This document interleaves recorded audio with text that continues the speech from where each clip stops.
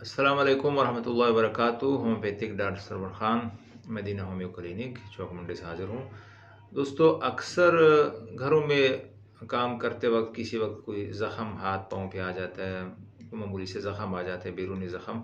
तो ज़ख़म को घर ही में अक्सर लोग साफ़ करके उसको पट्टी बांध लेते हैं।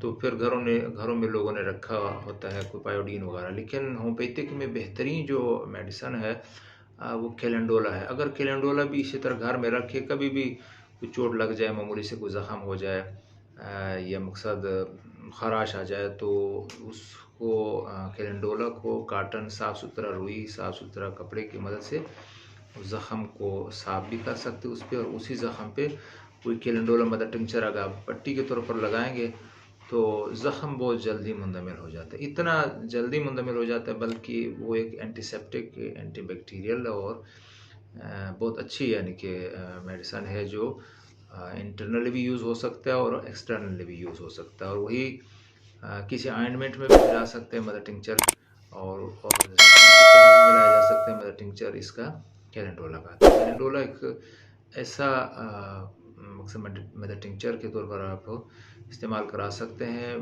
पट्टी लगवाने, मतलब पट्टियाँ करने हो, कहीं ज़ख़म हो, ख़राश हो जल्द पे, बैरूनी और अंदरूनी इस्तेमाल के लिए आप इसको फिर 30 में या 200 में इस्तेमाल कराएं मरीज़ों को।